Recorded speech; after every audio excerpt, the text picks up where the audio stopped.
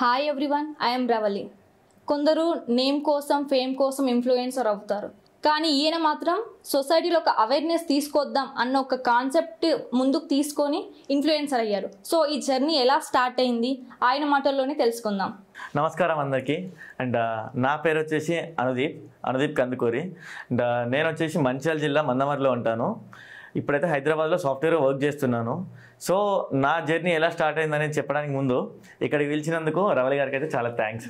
మీరు as a ఇన్ఫ్లుయెన్సర్గా చాలా మందికి తెలుసు. అసలు ఇన్ఫ్లుయెన్సర్ అవ్వడానికి రీజన్ ఏంటి? అంటే నేను కావాల్సుకొని రాలేదు ఈ ఫీల్డ్లోకి. కొన్ని సందర్భాలు, కొన్ని సిచ్యువేషన్స్ వల్ల ఇన్ఫ్లుయెన్సర్గా మారాల్సి వచ్చింది. నేను కామన్ మ్యాన్నే. అంటే పొద్దున మార్నింగ్ లేస్తే డ్యూటీకి వెళ్ళి మళ్ళీ సాయంకాలం వచ్చి ఏదో చిన్న గంట బయట టైం స్పెండ్ చేసి ఇంట్లో ఉండేవాడిని. కానీ ఇన్ఫ్లుయెన్సర్గా మారాల్సి వచ్చింది ఎందుకంటే పరిస్థితుల ప్రభావం అనుకోవచ్చు. ఏంటి ఆ రీజన్స్ అయి ఉండొచ్చు? అంటే నేను చాలా ఇంటర్వ్యూస్లో కూడా నేను చెప్పిన ఏంటంటే ఒక రీల్ వల్లనే నేను ఇన్ఫ్లుయెన్సర్గా మారాల్సి వచ్చింది. ఇదే ఇట్లా డబ్బులు ఎగరేస్తూ చేసిన కదా ర్యాపిడో రీల్ అని. సో ఆ రీల్ వల్లనే ఇక్కడ దాకా, ఈ స్టేజ్ దాకా వచ్చిన ఈ రోజుకి. యాక్చువల్గా నేను ఒకరి వల్ల మోసపోయినా ఈ బెట్టింగ్ యాప్స్ విషయంలోనే. వేరే వాళ్ళు డబ్బులు ఇచ్చేస్తూ ఇట్లా బెట్టింగ్ యాప్స్ ప్రమోట్ చేస్తే నేను కూడా అందరిలానే నమ్మి మోసపోయినా. సో మోసపోయినాక నేను కష్టపడి ఎట్లనో ఒకలా చేసి ర్యాపిడో నడిపోయి ఎట్లనో చిన్న చిన్న పనులు చేసుకొని ఆ అమౌంట్ అంతా రీపే చేసే టైంకి ఒక మాట నేను చెప్దాము ప్రజలకి, విన్నారు అని చెప్పి ఆ డబ్బులు ఇచ్చేస్తూ అట్లా ఒక రీల్ చేసి అవేర్నెస్ క్రియేట్ చేద్దామని ఆ రీల్ చేయడం జరిగింది. ఆ రీల్కి వచ్చిన కామెంట్లలో నియర్లీ ఒక 200 కామెంట్స్ ఇన్ఫ్లుయెన్సర్ అంటే ఇలా ఉండాలి, నార్మల్ ఇన్ఫ్లుయెన్సర్కి మీలాంటి వాడు ఇన్ఫ్లుయెన్సర్ అయితే ఇంకా బాగుంటుంది అని చెప్పి చాలా మంది సజెషన్స్ తీసుకొని అప్పటి నుంచి నా మోటివేషనల్ వీడియో స్టార్ట్ చేసిన. ఓకే, దాన్ని స్ఫూర్తి తీసుకొని మీరు స్టార్ట్ చేసిన. ఓకే, ఇప్పుడు బెట్టింగ్ యాప్స్లో మీరు చాలా మోసపోయారు కదా, దాని నుంచి మీరు ఎలాంటి యాక్షన్ తీసుకోలేదు? అది యాక్షన్ అంటే మనం ఎట్లా అంటే అక్కడ బురద ఉంది, అది బురద అని తెలిసి అందులో పడ్డప్పుడు మన తప్పు అంతే తప్ప బురద తయారు చేసినది కాదు, ఆ వర్షం పడ్డాక వానది కాదు తప్పు. ఓకే, అంటే నమ్మిన ప్రజలదే తప్పు ఎప్పుడైనా అంతే. వాళ్ళు నమ్మేయడానికి ఎన్నైనా చేస్తారు, మనం నమ్మొద్దు, మనం కరెక్ట్గా ఉంటే అయిపోతుంది. Okay, me Insta ID the influence 2.0 అని ఉంది కదా, సో అది ముందే మీరు పెట్టుకున్నారా లేకుంటే? లేదు, ముందు నా ఇన్స్టా ఐడి అనుదీప్ నానే ఉండే. అప్పటికి నాకు 500 ఫాలోవర్స్, నా ఫ్యామిలీ అండ్ ఫ్రెండ్సే ఉండే. 500 ఫాలోవర్లు 560 ఉండే. ఒక ఫాలోవర్ వచ్చినా నాకు కౌంట్ తెలిసేది, అంటే నేను చెక్ చేసుకునేవాడిని ఎప్పుడు పెరుగుతారా ఏంది అని. కానీ ఈ రీల్ పెట్టినాక ఆ ఒక్క రీల్తోనే 2-3 వేల ఫాలోవర్లు వచ్చారు. ర్యాపిడో రీల్ వల్లనే వచ్చారు. వచ్చినాక అరే ఇదేదో బాగుంది, మోటివేషన్, కనీసం నేను అవేర్నెస్ ఇస్తే తీసుకోగలుగుతున్నారు ప్రజలు. ఇలాంటి అవేర్నెస్ ని కంటిన్యూ చేద్దామనే దిశగా ఇన్ఫ్లుయెన్సర్ 2.0 అంటే ఉన్న ఇన్ఫ్లుయెన్సర్ కి విభిన్నంగా వాళ్ళు ఏదైనా తప్పు చేసినా కూడా నేను వాళ్ళని విమర్శించను, వాళ్ళని ట్రోల్ చేయను, కానీ కరెక్ట్ అయిన దారి ఏది అనే ఒక ఇన్ఫ్లుయెన్సర్ ఎలా ఉండాలి అనే దాని మీద నేను అట్లనే ఉన్నా, ఇప్పటికీ అట్లనే పోరాడుతున్నా. అలా చేసినప్పుడు సపోర్ట్ వస్తుందా మీకు? సపోర్ట్ అంటే మనం చెడు పనులు ఎన్ని చేసినా కూడా మనకు సపోర్ట్ ఇస్తారు చెడ్డ పనులకి, కానీ ఒక మంచి పనికి పోతున్నాం అంటే విమర్శలు ఎక్కువ ఉంటాయి. ఇందులో నన్ను విమర్శించే వాళ్ళు చాలా ఉంటారు, కానీ స్టిల్ నేను ఇట్లా ముందుకు వెళ్తున్నా అంటే నా టీం అండ్ నా ఫ్రెండ్స్ ఉన్నారు, వాళ్ళు నన్ను ఇంకా చేయాలి, మేము ఉన్నాం, నీకు ఏ ఎదురు దెబ్బ తగిలినా కూడా మేమందరం తీసుకోవడానికి రెడీగా ఉన్నాం, నేను ఒంటరిగా అయితే ఆ దెబ్బను తీసుకొని నాకు సపోర్ట్ చేసే వాళ్ళు ఉన్నారు కాబట్టి స్టిల్ ఇప్పటికీ నేను ఇట్లా నిలగలుగుతున్నాను. చాలా రోజుల నుంచి మీ అకౌంట్ నేను ఫాలో అవుతూనే ఉన్నా, అక్కడ ఇక్కడ మనీ హంట్ అని పెడుతున్నారు, అవి కరెక్ట్ అయినా మనీ హంట్ అట్లా పెట్టి చేయడం? అంటే ఎప్పుడు కానీ ఒక దెబ్బ తగిలినప్పుడే దాని రుచి అనేది మనకు అర్థమవుతుంది. మనీ హంట్లో నేను ఎందుకు పెట్టినా అంటే అప్పుడు నాకు ఫాలోవర్స్ తక్కువగా ఉండే, నేను కూడా అత్యాశకు అంటే పాల్పడిన. ఎట్లా అంటే మనీ హంట్లు పెడితే ఎక్కువ మంది వస్తారు అని చెప్పి నేను అట్లా ఫాలోవర్ల కోసం ఆశపడి, అంటే తెలియని స్టేజ్ అది నాకు. మనీ హంట్లు చేస్తున్న క్రమంలో నాకు అర్థమైంది ఏంటంటే ఇప్పుడు నేను పెట్టేది 500-1000 రూపాయలు అంతే, అంతకు మించి నేను ఎక్కడ పెట్టలేదు. అండ్ నేను పెట్టిన మనీ హంట్లు కూడా 5 అంతే, 4 నుండి 5 ప్లేసులలోనే పెట్టిన. ఈ 4 నుండి 5 ప్లేసులలో నేను పెట్టినప్పుడు డబ్బులు కనబడగానే చిన్న చిన్న పిల్లలు, లైసెన్స్లు ఉండవు, ఏముండవు, 7th క్లాస్ 8th క్లాస్ పిల్లలు, వాళ్ళ దగ్గర ఏముండవు, డబ్బులు ఉండవు, ఏముండవు, బైక్స్ ఉంటాయి ఇంట్లో వాళ్ళ నాన్న నిద్రపోయినా కూడా బండి పట్టుకుని నేను ఇట్లా రీల్ పెట్టగానే 500 రూపాయల కోసం వాడు వస్తాడు స్పీడ్గా, ఎంత 80-90 స్పీడ్లో వస్తాడు. వానికి ఏమన్నా అయితే దానికి ఎవరు రెస్పాన్సిబిలిటీ? మీరే పెట్టారు. అదే కదా, అది కొన్ని సిచ్యువేషన్ దాటినాక నాకు అర్థమైంది. ఎప్పుడు కానీ ఒక విషయంలోకి వెళ్ళామంటే దాని లోతు కూడా మాకు తెలవాలంటే కొంచెం టైం పడుతుంది. సో నేను చేస్తుంది తప్పు అని అప్పుడు అర్థమైపోయింది. అది ఎప్పుడు అర్థమైందంటే నాకు తెలిసిన మా అన్న వాళ్ళ కొడుకే వచ్చిండు. రే ఏందిరా స్పీడ్ ఏందిరా 10 నిమిషాల్లో వచ్చినావు అట్లా ఇట్లా అని చెప్పి మనం తిడితే నాకు డబ్బులు కావాలన్న, బాబాయ్ నాకు డబ్బులు కావాలి అంతే. వాడు చెప్పింది అదే, బాబాయ్ డబ్బులు కావాలా, 500 వస్తే నేను ఒక వారం అన్నా ఎంజాయ్ చేస్తాను మా ఫ్రెండ్స్తో. డబ్బుల కోసం వాడు వస్తే మనకి ఇప్పుడు కాలో చేయరుగుతుంది, ఎవరి రెస్పాన్సిబిలిటీ? ఇవన్నీ ఆలోచించి మనీ హంట్ వదిలేసినా, ఇంకెవరన్నా మనీ హంట్ పెట్టినా కూడా వాళ్ళకి ఒక కాషన్ నోటీస్ లాగా నేను చెప్తున్నా, వద్దు బై నేనే ఇట్లా మానేసిన అని ఇప్పటికి స్టిల్ వాళ్ళకి మెసేజ్ చేస్తా, చెప్తా నేను వద్దు అట్లా చేయకండి అని. మీరు కొన్ని ట్రైబల్ విలేజెస్ కి వెళ్ళి మొత్తం అక్కడ ఎక్స్పీరియన్స్ చేశారు కదా, సో నేను కనెక్ట్ అయింది ఏంది అంటే అక్కడ అంబులెన్స్లు కూడా రాని సిచ్యువేషన్ ఉంది, వచ్చినా కూడా అక్కడే డెలివరీస్ అయిపోతున్నాయి అంటే అంత సిచ్యువేషన్ ఉంది కదా, దానికి మీరు అక్కడ ఎలాంటి చర్యలు ఏమన్నా తీసుకున్నారా? అంటే చర్యలు కాదు, ఫస్ట్ అది ఎక్స్ప్లోర్ చేయాల్సిన, అంటే ఇంతవరకు ఎవరు ఎక్స్ప్లోర్ చేయలేదు దాన్ని. నేను వెళ్ళినా చూసినాక ఇంతవరకు ఇలాంటివి మన బయటికి తీసుకురాలేదు ఎవరు. సో నేను డేర్ చేసి తీసుకొచ్చిన వాళ్ళు అవన్నీ బయటికి తీసుకొచ్చినాక ఏంటంటే వీటి మీద నేను చాలా మందితో నేను మాట్లాడిన అఫీషియల్స్లో కూడా, సార్ ఎందుకు సార్ వాళ్ళకి రోడ్లు లేవు, రోడ్లు వేయలేకపోతున్నారు ఎందుకు సార్ అంటే అంబులెన్స్ కూడా రావడానికి వాళ్ళకి దారి లేదు, రోడ్లు లేక చాలా మంది ఇక్కడే డెలివరీలు అవుతున్నాయి, దారిలోనే కాన్పులు అవుతున్నాయి, అట్లా కాన్పులు అయ్యి చనిపోయిన వాళ్ళు చాలా మంది ఉన్నారు, ఇది ఎట్లా సార్, ఎందుకు సార్ ఇట్లా నిర్లక్ష్యం వివరిస్తుంది గవర్నమెంట్ అంటే. గవర్నమెంట్ ఉన్న అఫీషియల్స్ నాకు చెప్పింది ఏంటంటే నిర్లక్ష్యం చేస్తుంది గవర్నమెంట్ కాదు, వాళ్ళు ఉంటుంది ఫారెస్ట్ ఏరియాలో. వాళ్ళు ఎప్పటి నుంచో ఫారెస్ట్ ఏరియాలో ఉంటున్నారు ట్రైబల్స్ గా, కానీ ఫారెస్ట్ ని నరికి రోడ్లు వేస్తామంటే ఫారెస్ట్ డిపార్ట్మెంట్ కూడా ఒప్పుకోదు, ఫారెస్ట్ కన్సర్వేషన్ యాక్ట్ కింద. ఇప్పుడు ఫారెస్ట్ ని అట్లా చేసినాం అనుకో, అక్కడ రోడ్డు క్రియేట్ చేస్తే ఎన్నో మూగజీవాలు అటు ఇటు క్రాస్ అవుతా ఉంటాయి, అండ్ ఫారెస్ట్ ఉన్న నేచర్ ని చెడగొట్టడం వాళ్ళకి ఇష్టం లేదు. దాంతో పాటు ఒకప్పుడు అక్కడ గంజా స్మగ్లింగ్, సారాయి స్మగ్లింగ్ ఇలాంటివి జరిగేవి. సో ఇంకా ఈ టేకు చెక్కలు కూడా ఈ స్మగ్లింగ్లు ఉండేవి. ఇప్పుడు రోడ్డు వేస్తే వాళ్ళకి ఈజీ వే ఆఫ్ ట్రాన్స్పోర్టేషన్ అయిపోతుంది. సో అందువల్లనే ఫారెస్ట్ డిపార్ట్మెంట్ కూడా దీన్ని కన్సిడర్ చేసి కొంచెం పెండింగ్ లో పెట్టారు. మరి అది వస్తుందా రాదా అనేది తెలియదు. దీని గురించి నేను చాలా మందితో మాట్లాడితే వాళ్ళు చెప్పిన విషయాలు ఇవి. కానీ మెయిన్ హాస్పిటాలిటీ కూడా లేకుండా చాలా ఇబ్బంది అవుద్ది కదా. హాస్పిటాలిటీ అంటే ఇప్పుడు ఉన్నాయి, ఇంకా డెవలప్ చేస్తూనే ఉన్నారు. ఇప్పుడిప్పుడే డెవలప్ అవుతున్న ఏరియా మన ఆదిలాబాద్ అనేది. అప్ టు హైదరాబాద్, కరీంనగర్ వరకు డెవలప్మెంట్ వచ్చింది. కరీంనగర్ దాటినాక ఏమైనా డెవలప్మెంట్ ఉంది అంటే ఇప్పుడు గోదావరి నుంచి గోలేటి వరకు డెవలప్ చేసింది సింగరేణి సంస్థ, అది అందరికి తెలిసిందే. సింగరేణి మైన్స్ ఉన్నాయి, వాళ్ళ ప్రజల కోసం, వాళ్ళ ఎంప్లాయీస్ కోసం కానివ్వండి, లేదా లోకల్ ఏరియా డెవలప్మెంట్ కింద కానివ్వండి, సింగరేణి సంస్థ డెవలప్ చేసింది. కొన్ని డెవలప్ చేస్తూనే ఉంది, ఇంకా లోకల్లో రోడ్ చేయడాలు అవి ఇవి సింగరేణి యాజమాన్యం చేస్తుంది. కానీ గోలేటి దాటినాక ఉండేది ట్రైబల్స్ ఎక్కువగా. సో ఆ ట్రైబల్స్ గురించి కూడా ఇప్పుడిప్పుడే ముందుకు వస్తున్నారు చాలా మంది. ముందుకు వచ్చి ఇప్పుడు హాస్పిటల్స్ అయిన వాళ్ళకి ఇప్పుడు కొంచెం వాళ్ళది ఇప్పుడిప్పుడే డెవలప్మెంట్ స్టార్ట్ అయింది వాళ్ళ దగ్గర కూడా. ఎడ్యుకేషన్ ఇదంతా అక్కడ ఉందా? ఎడ్యుకేషన్ ఉంది కానీ వాళ్ళు ఉంటున్న ఊర్లో అప్ టు 7th క్లాస్ వరకే ఉంది. కొంచెం 10 కిలోమీటర్స్ దూరంలో 10th వరకే ఉంది. అందరికీ ఎడ్యుకేషన్ అయితే రీచ్ అవుతుంది మారుమూల గ్రామాల్లోకి కూడా. అంటే కష్టపడుతున్నారు, ప్రతి గ్రామంలో హైయర్ స్కూల్ లేదు కానీ 10 to 15 విలేజెస్ కలిపి ఒక హైయర్ స్కూల్. అంటే గ్రామాల్లో ఉన్న వాళ్ళు కూడా హైయర్ స్కూల్కి వెళ్ళాలి అంటే గ్రామాల్లో ఉన్న వాళ్ళు కూడా చదువుని అందుకునే దశకి మనం ఈరోజు చేరుకున్నాం, ఇంకా ముందుకు వెళ్ళాలి. యాక్చువల్గా మీ ప్రొఫైల్ చూస్తే అంటే ఒకటే కంటెంట్ లేదు, డిఫరెంట్ జోన్స్ని మీరు మొత్తం రీచ్ చేస్తున్నారు. సో దానికి రీజన్ ఏంటి అంటే ఒకటే కంటెంట్ లేకుండా? అంటే యాక్చువల్గా నేను ఇన్ఫ్లుయెన్సర్ ఎట్లా అంటే ఒకరిని నవ్వించడానికో లేకపోతే మోటివేషనల్కో అట్లా రాలేదు నేను. బై ఛాన్స్ ఇందులోకి ఇన్ఫ్లుయెన్సర్గా వచ్చిన. అయితే చాలా మంది అంటారు ఒక కంటెంట్ త్రూ పోరా అంటే ఎటు కంటెంట్ త్రూ పోవాలి చెప్పండి? నేను ఫన్ కంటెంట్ ఇచ్చి అందరిని నవ్వించాలా, మోటివేషనల్ చేస్తూ ముందుకు నడపాలనా, లేకపోతే చనిపోయే పిల్లలకి హెల్పింగ్ వీడియోలు చేస్తూ చనిపోయే పిల్లల్ని కాపాడాలనా? ఇప్పుడు అవన్నీ చేయవద్దు, ఓన్లీ ఫన్ కంటెంట్ చేసుకుంటా పోతా అంటే సరే ఫన్ కంటెంట్కి నాకు రీచ్ వస్తుంది, ఫాలోవర్లు వస్తారు, కానీ నాకు సెల్ఫ్ సాటిస్ఫాక్షన్ ఉండదు. ఇప్పుడు నేను చాలా మందికి హెల్పింగ్ హ్యాట్స్ అని ఎట్లా అంటే హెల్పింగ్ వీడియో చేస్తూ చాలా మంది ప్రాణాలను నేను కాపాడుతున్నా. వైల్డ్ లైఫ్ క్రియేచర్స్ ని కానీ, సేవ్ ఫారెస్ట్ అనే నినాదంతో కానీ ఇట్లా అన్ని కాపాడుకుంటూ వస్తున్నా. ఒకటే కంటెంట్ మీద పోవాలనేది అయితే ఎక్కడ రూల్ లేదు కదా ఇన్ఫ్లుయెన్సర్ కి, అదేం రాజ్యాంగంలో లేదు. అది ఇట్స్ మై చాయిస్. నేనేమనుకుంటున్నా అంటే నాకు నచ్చింది నేను చేస్తా, నా సెల్ఫ్ సాటిస్ఫాక్షన్ ప్లస్ సొసైటీకి మంచి జరగాలి, ఈ ఒక్క ఉద్దేశంతోనే నేను ముందుకు పోతున్నా. అంటే చూసే వాళ్ళకి ఏంటంటే అన్న ఏ కంటెంట్ ఇస్తాడన్న క్లారిటీ అవసరం లేదు. నేను ఎట్లా అంటే నా ఫాలోవర్స్ కి నేను ఎట్లా పోయినా కూడా the best and better society కోసమే నేను పోతున్నా. అని ప్రతి ఒక్కరు నమ్ముతారు.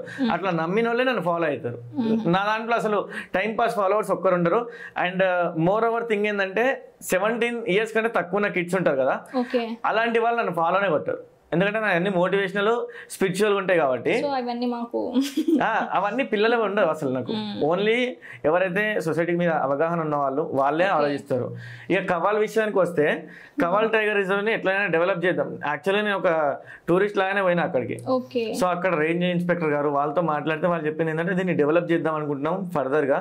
సో అంటే షూర్ మ్యామ్, నేను దీన్ని డిజిటల్ ప్లాట్ఫామ్స్ లో నేను ప్రమోట్ చేస్తా ఫ్రీగానే అని చెప్పి. ఎందుకంటే నాకు దగ్గరలో ఉన్నది. నార్మల్ గా ఫారెస్ట్ కన్జర్వేషన్ అంటే నేను ఎన్ని రీల్స్ అయినా చేస్తా, అలాంటిది నా జిల్లాలో ఉన్నదాన్ని నేను చూపించకపోతే ఎట్లా? మరి అందులో ఉన్న అందాలు ఊర్లో ఉన్న వాళ్ళకే తెలియదు. అంత మంచి అందాలు ఉన్నాయి అందులో. అది మనం అక్కడ పుట్టి పెరిగినా కూడా దాంట్లో ఏముందో అని తెలియదు. జింకలు, లేళ్ళు, ఇంకా బైసన్స్, ఇంకా ఒకటి ఏదో ఉంది, చింకారనో ఏదో ఉంది, చిరుత కంటే స్పీడ్ దొరుకుతుందంట. అంత మంచివి ఉన్నాయి కానీ ఎవరికి తెలియదు. సో సరే అని చెప్పి అది ప్రమోషన్ గా అదొక 1-2 నెలలు దాని చుట్టూ తిరిగిన. ఆ కవాల్ టైగర్ చుట్టూ తిరుగుతూ వీడియోలు తీసిన. బర్డ్ వాక్స్ ఉంటే నైట్ అంతా అక్కడ నిద్రపోయి ఎర్లీ మార్నింగ్ 4కి పోయి బర్డ్ వాక్స్ అంటే మైగ్రెంట్ బర్డ్స్ ఏవైతే వస్తాయో బర్డ్స్ వాటిని క్యాప్చర్ చేయడంలో పెద్ద పెద్ద వేరే ఎన్జిఓస్ కూడా వచ్చారు. వాళ్ళతో మాట్లాడడం వల్ల ఇంకా ఫారెస్ట్ కన్జర్వేషన్ మనం ఎట్లా చేయగలుగుతాం, ఈ వైల్డ్ లైఫ్ క్రియేచర్స్ని ఎట్లా కాపాడుకోవాలి, వాళ్ళతో మాట్లాడుతుంటే ఇంకా మనకు అనుభవాలు పెరుగుతాయి, దాని మీద గ్రిప్ కూడా వస్తుంది. సో అట్లా దాని మీదకి వెళ్ళిపోయినా. సో ఈ జర్నీలో అంటే ఆఫీసర్స్ ఎలాంటి డెవలప్మెంట్ తీసుకుంటున్నారు అక్కడ నుంచి? ఆఫీసర్స్ అంటే ఫారెస్ట్ లో అయితే స్ట్రిక్ట్ గా ఉంది ఇప్పుడు. ఏది ఒక్క చెట్టును కూడా కొట్టేది లేదు. ఒకప్పుడు ఎట్లా అంటే మన దగ్గర జరిగినాయి, ఇప్పటికి పోయినా కూడా ట్రీ స్టంప్స్ అక్కడే కనబడతాయి, కొట్టేసినవి, నరికేసినవి. కానీ ఇప్పుడున్న నేపథ్యంలో ఎవరైనా ఒక చెట్టును నరుకుతున్నారంటే టేక్ కోసమైనా దేనికోసమైనా, అడవిలో ఉన్న చెట్టును నరుకుతున్నారంటే స్పాట్ లో midnight 12 అయినా కూడా పోయి అక్కడ కేసు రాసేస్తున్నారు. స్ట్రిక్ట్ గైడెన్స్ లో నడుస్తున్నాయి ఇప్పుడు. మీరు గాంధారి కిల్లలో జరిగే రహస్య పూజలు కూడా అటెండ్ అయ్యారు కదా, సో అది ఎట్లా పాసిబుల్ అయింది? అంటే గాంధారి కిల్లా దాని గురించి మాట్లాడాలంటే అది పెద్ద సబ్జెక్ట్. అది ఎంత ప్రీషియస్ ఉన్న కోట అంటే మనకు దాని వాల్యూ తెలియదు. దాని చుట్టూ తిరుగుతాం మనం, కానీ మన మంచిర్యాల జిల్లాలో ఉన్న గాంధారి కిల్లా కోట గురించి అయితే అసలు దాని గురించి మాట్లాడుకోవాలనే అంటే కూడా మనకి గూస్ బంప్స్ వస్తాయి. అంత చరిత్ర, అంత గొప్ప చరిత్ర గల కోట అది. ఆ కోట ఎట్లా అంటే 8 నుంచి 12వ శతాబ్దం ఆ టైంలో కట్టిరు, ఆ సెంచరీస్ లో కట్టిరు. అది రియల్లీ 4 centuries కట్టిరంట ఆ కోటని. అప్పుడు ఎట్లా అంటే దాని హిస్టరీ గురించి తెలుసుకుంటే ఒక 1 word లో చెప్తా.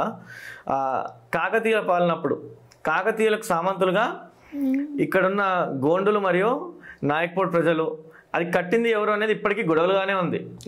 గోండులు కట్టారా నాయక్పూర్లు కట్టారా అనేది ఇప్పటికి గొడవలుగానే ఉంది, క్లారిటీ లేదు. కొంతమంది ఏం చెప్తారంటే గోండు రాజుల కింద నాయక్పూర్లు కట్టారు. గోండు రాజే అక్కడ ఉండేది, బల్లాల్ షా అనేది ఉండేది. సో ఆయన కింద ఇది నిర్మించుకోవడం జరిగిందని కొంతమంది అంటారు. లేదు రెడ్డి రాజులు అని కొంతమంది అంటారు. లేదు నాయక్పూర్ ప్రజలు అని కొంతమంది అంటారు. లేదు ఇవి ఎప్పుడో నిర్మించిన కోటలు, వాటిని మేము పాలించుకున్నామని ఇంకొంతమంది అంటారు. దాని గురించి అయితే ఇప్పటికీ అదొక వీడని మిస్టరీ ఆ గాంధారి కిల్లా అనేది.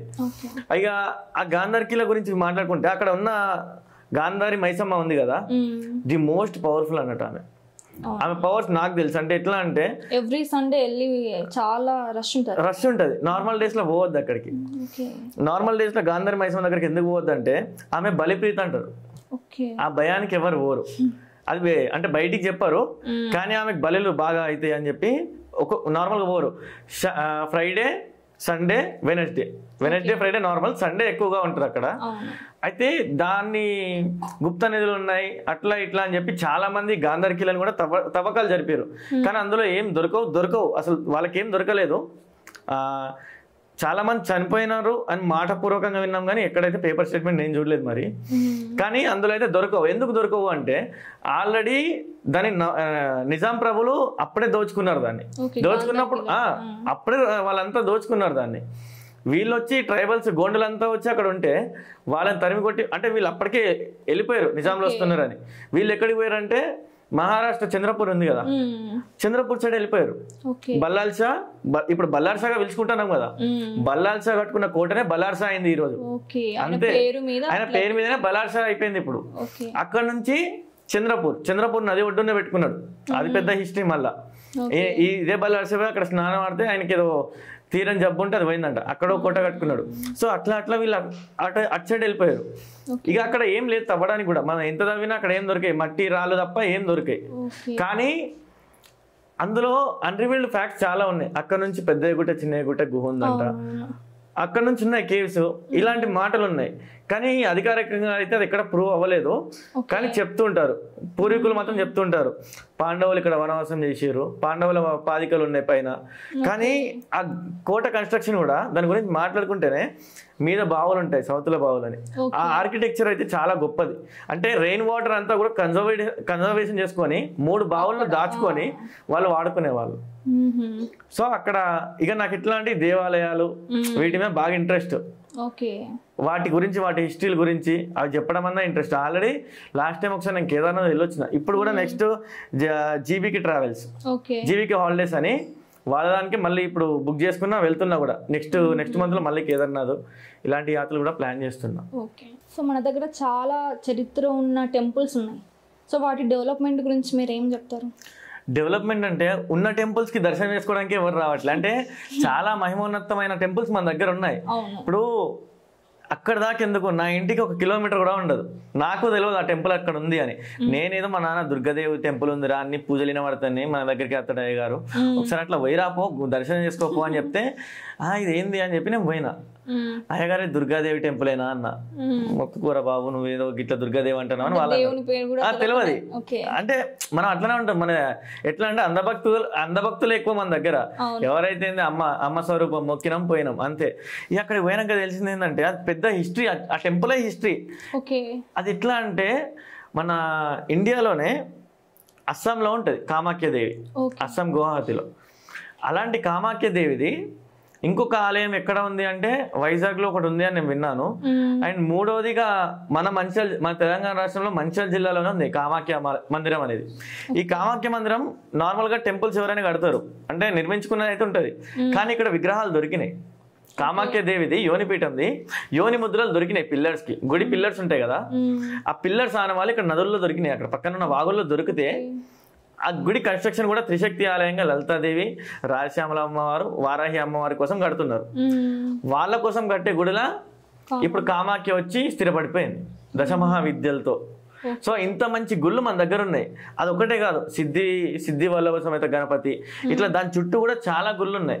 ఇంత గొప్ప టెంపుల్స్ ఉన్నాయి. ఇది కాకుండా మంచిర్యాలలో జగదాంబేశ్వర ఆశ్రమం అని కొత్తగా కట్టినారు. అది ఇట్లా సంకల్పం లేని ఏ గుళ్ళు కూడా అవ్వవు. ఇక మన గాంధర్ కిలా ఉంది కదా, అక్కడ నుంచి ఎన్నో పిల్లర్స్ బయటకు వచ్చేసినాయి. అంటే ఇప్పుడు చాలా విగ్రహాలు కూడా మందమరి ఏరియాలో, మందమరి మంచిర్యాలలో చాలా గుళ్ళు దొరికినే ఉన్నాయి విగ్రహాలు. కోరగట్టు అంజన్న అని పొలం తవ్వుతుంటే దొరికింది కోరగట్టు అంజన్న గుడి. సో ఇవన్నీ కూడా అనుకుంటే అదే కోటలోంచి బయటకు వచ్చిన విగ్రహాలు అని అనుకోవచ్చు. ఇప్పుడు ఒక విగ్రహం అనేది భూమిలోంచి వచ్చింది అంటే అది ఎవరు చెక్కకుండా అయితే రాదు, దానికి అదైతే తయారు కాదు కదా. అది ఎప్పుడో పూర్వీకులు పూజించిన విగ్రహాలే ఎట్లా భూమిలో కలిసిపోయి మళ్ళీ బయటకు వస్తాయి, అప్పుడే అది వెలిసింది అంటారు. సో ఇలాంటి విగ్రహాలు అంటే ఎంతో విశిష్టమైన చరిత్ర గల దేవుళ్ళు మన దగ్గర ఉన్నాయి. అది తెలుసుకొని మొక్కుతే చాలు. మనం యాక్చువల్గా హిస్టరీ మనకే తెలియదు, హిస్టరీ క్రియేట్ చేసుకుంటూ పోతుంది. అక్కడ హిస్టరీ రాళ్ళు హిస్టరీలు క్రియేట్ చేస్తున్నాయి, కానీ ఆ రాళ్ళు క్రియేట్ చేసిన హిస్టరీని చదువుకోలేని మూర్ఖులం మనం. సో ప్రతి ఒక్క పర్సన్కి రెస్పాన్సిబిలిటీ ఉంది. ఏదంటే అది మనం ఫస్ట్ తెలుసుకొని ముందు జనరేషన్ తెలియాలంటే ఫస్ట్ మనకు తెలియాలి. సో నేను తెలుసుకునే ప్రతి ఒక్కరు కూడా నా ఫాలోవర్స్కి నేను షేర్ చేస్తూనే ఉంటాను. అది మంచి కానివ్వండి చెడు కానివ్వండి, చెడు దారులు అయితే చెడు దారి ఇట్లా పోవద్దు అని నేను సూచిస్తాను. మంచి అయితే ఇది మంచి, ఇది ఇట్లా పోవాలి అంటే రేపటి తరానికి మనం అందించేది అదే. మనం ఉంటాము మనమైతే ఇక్కడ శాశ్వతం కాదు, కానీ మన మాటలు శాశ్వతం ఇక్కడ. ఇప్పుడు చూస్తే ఆన్లైన్లో చాలా స్కామ్స్ జరుగుతున్నాయి. కొన్ని లింక్స్ వస్తాయి, ఆ లింక్స్ ఓపెన్ చేస్తే అకౌంట్లో నుంచి మనీ మొత్తం పోతున్నాయి. సో అవన్నీ ఎలా జరుగుతున్నాయి, మీరు ఏమైనా ఫేస్ చేశారా? అంటే ఫేస్ చేయలేదు, కానీ ఆన్లైన్ స్కామ్స్ గురించి మంచి అవగాహన ఉంది. ఎందుకంటే నా ఫ్రెండ్స్ కానీ ఇట్లా మోసపోతున్నాను కదా. ఒకటి డబ్బు పరంగా జరిగే స్కామ్స్, ఒకటి దేనికైనా డబ్బే లాస్ట్కి. ఒకటి డబ్బు పరంగా జరుగుతాయి, ఇంకొకటి వ్యక్తిత్వం పరంగా. అంటే బ్లాక్ మెయిల్ చేసి అక్కడ లాగేది డబ్బే, అది ఇండైరెక్ట్ వే. డైరెక్ట్ ఏమో లింక్స్ పంపిస్తారు, క్లిక్ చేయమంటారు, క్లిక్ చేసినాక డబ్బులు పోతాయి. అది కూడా మనం ఓటీపీ చెప్పాల్సి ఉంటుంది, కొన్ని సందర్భాల్లో చెప్పాల్సి ఉంటుంది. ఇంకా ప్రో హ్యాకర్స్ ఏం చేస్తున్నారంటే లింక్తోనే డైరెక్ట్ లూటీ చేసే విధానాలు ప్లాన్ చేశారు. సో వాళ్ళు ఎట్లా చేస్తారంటే మన డాటాను సేవ్ చేసుకొని దాన్ని రిట్రీవ్ చేసుకుంటారు. మన ఆన్లైన్ బ్యాంకింగ్ కానీ నెట్ ట్రాన్సాక్షన్లు అవన్నీ రిట్రీవ్ చేసుకుని అదంతా వేరే సబ్జెక్ట్. అయితే ఇప్పుడు ఈ బ్లాక్ మెయిలింగ్ కాన్సెప్ట్ ఉంది కదా, ఆన్లైన్ స్కామ్స్ అనేవి ఇవి ఎట్లా జరుగుతున్నాయి అంటే సోషల్ మీడియా ప్లాట్ఫామ్ వీళ్ళకి మంచిగా యూస్ఫుల్ అవుతుంది. అన్నోన్ పర్సన్ మనకు మెసేజ్ చేస్తారు, మనం హాయ్ అంటాము, ఏదో వీడియో కాల్ అంటారు, జస్ట్ వీడియో కాల్, అది హనీ ట్రాప్ అన్నాం ఇన్ని రోజులు. అది ఎట్లా అంటే జస్ట్ వీడియో కాల్ చూసుకుంటాము. వాళ్ళు ఎట్లా అంటే మన ఫొటోస్ మన వీడియోస్ అని మార్పింగ్ చేసి రిటర్న్లో బ్లాక్ మెయిల్ చేసి డబ్బులు లాగుతారు. ఇది అయిపోయింది, ఈ ట్రెండ్ అయిపోయి ఇప్పుడు కొత్తగా ఏమైందంటే యాప్స్ వచ్చినాయి. ఏది స్ట్రేంజర్తో మీకు మీట్ అవ్వాలని ఉందా, స్ట్రేంజర్ని ఒక ఫ్రెండ్గా బెస్ట్ ఫ్రెండ్గా మీరు పొందాలని ఉందా, వీళ్ళు మళ్ళీ వచ్చి ఇది ఎట్లా అంటే బెట్టింగ్ కంటే పెద్ద స్కామ్ ఈ అడ్వర్టైజ్మెంట్లు. ఇప్పుడు వీళ్ళు అడ్వర్టైజ్మెంట్లు ఇస్తున్నారు కదా, ఇట్లా అన్నోన్ పర్సన్స్తో మాట్లాడాలని ఉందా, ఇగో వీళ్ళు బెట్టింగ్ కంటే పెద్ద స్కామ్ ఇది. మళ్ళీ అవి ప్రమోషన్ కూడా మీ ఇన్ఫ్లుయెన్సర్ చేస్తున్నారు కదా. అవును చెప్తున్నా కదా, ఆ బెట్టింగ్ ప్రమోషన్ కూడా మా ఇన్ఫ్లుయెన్సర్లే చేసిర్రు. అది ఎట్లా అంటే పైసలు వస్తున్నాయి చేస్తున్నాం, వాళ్ళకి తెలిసి వచ్చి చాలా మంది మారిపోయారు ఇప్పుడు బెట్టింగ్కి. కానీ దీని మీద ఇంకేం పడలేదు కదా, ఇంకెవరికన్నా దీని మీద పడలేదు. అంటే దీనివల్ల ఎంతమంది లైఫ్ లాస్ అవుతుంది అని ఇంకా బయటికి రాలేదు. బయటికి వస్తేనే కదా మన వాళ్ళకి తెలిసేది, అప్పటిదాకా మన వాళ్ళు ఏం పట్టించుకోరు. సో అదే నడుస్తుంది ఇప్పుడు. ఎట్లా అంటే దాంట్లో ఒక అబ్బాయి ఉన్నాడు, 6 లక్షలు కోల్పోయాడు. నేను కాల్ చేయమంటే ఇప్పుడు లైవ్ కాల్ చేస్తా అబ్బాయికి. 6 లక్షలు ఎట్లా అంటే ఒక యాప్ ఉంది, ఆ అమ్మాయితో మాట్లాడుతున్నాడంట. అంటే అది ఎట్లయినా కావచ్చు, వీడియో కాల్లో వాళ్ళకి వీడు ఎట్లా ఎంటర్టైన్ అవుతాడో అట్లా వాళ్ళు కాల్లో మాట్లాడతారు. అది ఎట్లయినా కావచ్చు, వీడు డబ్బులు పే చేయాల్సి ఉంటుంది వీడిని ఎంటర్టైన్ చేయడానికి ఆ అమ్మాయి. సో వీడు పే చేస్తున్నాడు. అట్లా ఒక 3-4 నెలలు నడిచింది వీళ్ళ కథ. నడిచినాక వాడు అమ్మాయిని మర్చిపోలేకపోతున్నాడు. మాట్లాడు అంటే ఆమె మెడ మీదకి ఎప్పుడు వస్తుందని ఆమె వదిలేసింది. అట్లా డబ్బులు నేను మాట్లాడతా, అట్లా 6 లక్షల రూపాయలు గుంజింది మన దగ్గర. ఇప్పుడు అన్నిట్లో బ్లాక్ చేసి దొబ్బాయి అన్నది. రిటర్న్లో ఆమె ఏమంటుందో తెలుసా, వీడు పోయి పోలీస్ స్టేషన్లో కేసు పెడతా అంటే ఈ పిల్లగాడు, నువ్వు మా యాప్ మీద కేసు పెట్టినావు అనుకో, ఎంతోమంది అమ్మాయిల ఉసు తాకుతుంది నీకు, ఆ పొట్ట కొడుతున్నావు. అదేం పొట్ట కొట్టడం అర్థమైతలేదు నాకు.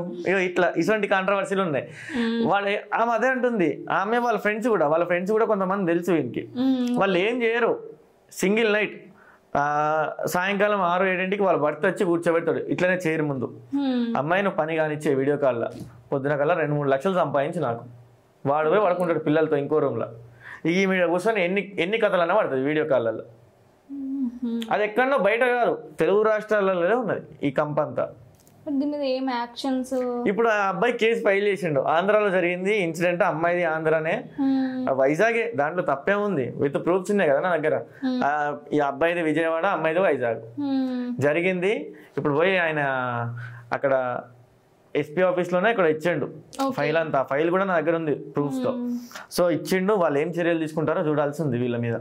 కాకపోతే ఇది ఎట్లా అంటే ఆ ఒక్కడితో ఆగదు, అది చాలా మంది ఇప్పుడు ఎంతో మంది బయటపడరు. ఎందుకంటే పరువు, అది బెట్టింగ్ అన్నా ఏమో పరువు లైట్లే, గేమ్ ఆశపడ్డాం ఆడినాం. కానీ ఇక్కడ అమ్మాయి కదా, అమ్మాయి కోసం వీడు పోయిండు, పరువు పోతుంది, అందుకు బయటపడట్లే. సో ఇట్లాంటి స్కామ్స్ ఉన్నాయి. అందుకే సోషల్ మీడియాలోకి ఎవరు వచ్చినా కూడా, ఈ ఇన్స్టాగ్రామ్ ఫేస్బుక్ ఇలాంటి వాటిలోకి ఎవరు వచ్చినా కూడా చాలా జాగ్రత్త పడాలి, అమ్మాయిలైనా అబ్బాయిలైనా. ఆచితూచి అడుగులు వేయాలి. ఎన్నో రకాల స్కామ్స్ ఉన్నాయి డబ్బులు లూటీ చేయడానికి. సో మన దగ్గర ఏంటి అంటే మన తెలంగాణ యాస ఉంది కదా, దాన్ని బట్టే మనకి ఎక్కువ గుర్తింపు. సో దాని గురించి ఏం మాట్లాడతారు? తెలంగాణ యాస ఒకప్పుడు ఎప్పుడో నా చిన్నప్పుడు హైదరాబాద్కి వచ్చినప్పుడు నేను చూసిన చాలా, అంటే తెలంగాణ యాస మాట్లాడితే ఇదేంద్రబాయ్ అని నవ్వేటోళ్ళు. తెలంగాణ యాసను చూసి వెక్కిరించిన రోజులు ఉన్నాయి, పేర్ల పెట్టేటోళ్ళు. అప్పుడు ఆంధ్ర తెలంగాణ కలిసి ఉండే, మన చూసి పేర్ల పెట్టారు. కానీ అప్పుడు పేర్ల పెట్టిన వాళ్ళే ఇవాళ మన సినిమా బలగం సినిమా, ఇట్లా తెలంగాణ యాసల ప్రియదర్శన కొన్ని సినిమాలు వచ్చినాయి, మల్లేశం సినిమా, ఇగో ఇటువంటి తెలంగాణ యాసలు వచ్చిన సినిమాలు చూస్తుంటే ఇప్పుడు వాళ్ళు ఇలాంటి సినిమాలకు అట్రాక్ట్ అవుతున్నారు, హైప్ చేస్తున్నారు మన యాసని. అంటే తెలంగాణ యాస ఇప్పటిది జవాన్లది. ఈ యాసకున్న మ్యాజికే వేరు. అంటే మనం మాట్లాడే భాష ఈ మ్యాజికే వేరు. అండ్ కొంతమంది కూడా రీల్స్లో ఉంటుంది, నేను చూసిన చాలాసార్లు, మేము తెలంగాణలో పోయి మందు తాగుతాం, ముద్ద ఏది నీసు లేనిదే మాకు ముద్ద దిగదు, ఇటువంటి డైలాగ్ వేసుకుంటే స్వల్ప లాభాల కోసం రీల్స్ చేస్తున్నారు. నువ్వు తెలంగాణ గురించి మాట్లాడాలనుకుంటే మన దగ్గర సింగరేణి బొగ్గు గనులు ఉన్నాయి, లేకపోతే ఇంకెన్నో ఈ నిక్షేపాలు ఉన్నాయి, భూగర్భ నిక్షేపాలు ఉన్నాయి, వాటి గురించి మాట్లాడు. లేదా మన దగ్గర ఎంతో పుణ్యక్షేత్రాలు ఉన్నాయి, ఎన్నో ప్రాచీన టెంపుల్స్ ఉన్నాయి, ఇలాంటి వాటి గురించి మాట్లాడు. లేదు ఇంకా మాట్లాడాలి అనుకుంటే మన తెలంగాణ ఒక ఉద్యమాల గడ్డ, మన ఉద్యమాలు ఏంది, మనం ఎన్ని ఉద్యమాలు చేసుకుని సొంత తెలంగాణ తెచ్చుకున్నాం, ఇవన్నీ మాట్లాడు నువ్వు కంటెంట్ కావాలనుకుంటే. అంతే తప్ప మేము తాగుతాం తింటాం మా తెలంగాణతో ఎట్లా ఉంటుంది, కొత్త అల్లుడు అయితే ఇద్దరం కూర్చొని తాగుతాం. నేను తెలంగాణ ఉన్నాయి కదా, నేను ఇంతవరకు మందు తాగాలి. ఆన్ మీడియా చెప్తున్నా, ఆన్ స్క్రీన్ చెప్తున్నా, ఆన్ రికార్డ్స్ చెప్తున్నా. నీకు దమ్ము ఉంటే నేను ఒక బీర్ బాటిల్ పట్టుకున్న ఫోటో చూపి నేను నా ఇన్స్టాగ్రామ్ అకౌంట్ మొత్తం డిలీట్ చేస్తా. నేను తెలంగాణనే కదా, పక్కా మందు అవుతామంట. అరే మందు మనంగా ఆంధ్రోలు కూడా తాగుతాడు, ఎక్కడోడైనా మందు అవుతాడు, అది కాదు మొగతానం. మనం కొట్లాడి సాధించుకున్న తెలంగాణ గురించి చెప్పు, గర్వపడతా. నేను పెట్టుకుంటా నీ రీల్స్ అన్ని స్టాటస్లా, అట్లా చెప్పారు వీళ్ళు. సో మన దగ్గర సింగరేణి అంటే చాలా మంది ఎంప్లాయీస్ కూడా దాని మీద డిపెండ్ అయి బ్రతుకుతున్నారు. అవును. సో ఆ సింగరేణి మీరు వెళ్ళి ఆ డాక్యుమెంటరీ కూడా చేశారు, అది మొత్తం ఆ ప్రాసెస్ లో ఆ జర్నీ ఎలా ఉండేది? అంటే సింగరేణి డాక్యుమెంటరీ అంటే పెద్ద పెద్ద శాటిలైట్ ఛానల్స్ కూడా ఇయ్యరు వాళ్ళు పర్మిషన్. నేను సిఎండి గారిని కలిసినప్పుడు కూడా లేదు, పక్కకి వెళ్ళిపో అమ్మా, పక్కకి వెళ్ళి అడుగు అన్నట్టుగానే మాట్లాడినారు. మాట్లాడితే సార్ నేను లోకల్ని, నేను చదివింది మైనింగే, నాకు మైన్స్ మేనేజర్ కాంపిటెన్సీ ఉంది. అసలు లోకల్గా నా ఊర్లో ఉన్న గొప్పతనం, నా ఊర్లో ఉన్న ఖనిజ సంపద గురించి నేను చెప్పుకోవడం అనుకోవడం తప్పులేదు.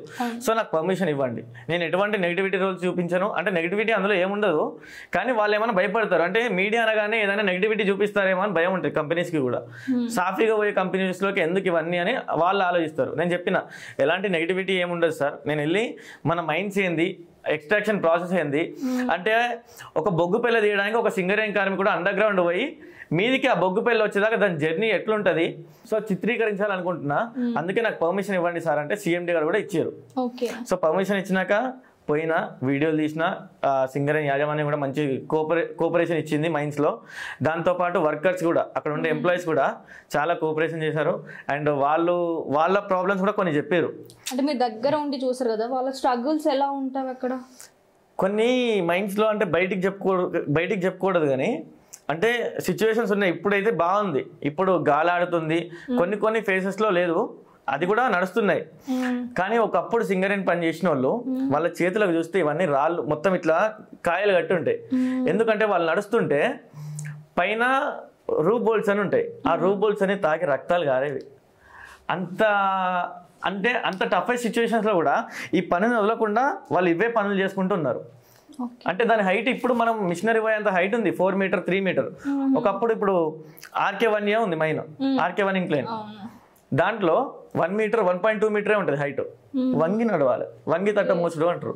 సో అంత కష్టపడి కూడా కార్మికులు ఆ రోజు నుంచి ఈ రోజు వరకు కష్టపడుతూ సింగరేణి కంపెనీని నిలబెట్టుకున్నారు, ఇప్పటికి నిలబెట్టుకుంటున్నారు ఆ పేరుని. చాలా గ్రేట్. ఎందుకంటే అందరూ సింగరేణి అనగానే మీకేంద్రాబాయ్ పైసలు ఉన్నాయని సింగరేణి మస్తు మంది అంటారు, కానీ వాళ్ళు వాడే కష్టము ఏ ఒక్కరికి కూడా తెలియదు. ఒక్కసారి మైన్స్ లో పోయిందంటే వాడు మీదికి వచ్చేదాకా డౌటే, వాడి పానం మీద మనకి డౌటే, లోపల ఏం జరిగేది తెలియదు, ఏ నిమిషం ఎట్లా జరిగేది. అది న్యాచురల్ డిసాస్టర్ కావచ్చు, ఆర్టిఫిషియల్ గా మనం ఏదైనా మిషనరీ లోపమైనా కావచ్చు, వాడికి ఏమయ్యేది తెలియదు బయటకు వచ్చేదాకా. మనిషిలో ఏదైనా కావచ్చు, ఆర్టిఫిషియల్ అంటే మనం చర్చేదే నేచర్ని చర్చుకుంటూ లోపలికి పోతున్నాం. సో నేచర్ డిస్టర్బెన్స్ జరుగుతాయి. ప్రతి అమావాస్యకి పౌర్ణమికి భూమి ఎంతో కొంత కదులుతుంది, అది ఆన్ రికార్డ్స్ అక్కడ రాసి కూడా పెడతారు వాళ్ళు, జరుగుద్ది అని. అందుకే సింగరేణిలో పనిచేసే ప్రతి ఒక్కరు తెలుసు, పౌర్ణమికి అమావాస్యకి చూసుకొని పనిచేయరు రాబాయ్ ముందే చెప్తారు మీద సేఫ్టీ టాక్ లో. అక్కడ డేట్స్ కూడా ఉంటాయి, నోటీస్ బోర్డులో డేట్స్ కూడా ఉంటాయి, ఈ నెల పౌర్ణమి అమావాస్య ఎప్పుడు, ఇక అట్లా చూసుకొని పనులు చేసుకుంటారు. ఇవి ఎవ్వరికి బయట తెలియదు.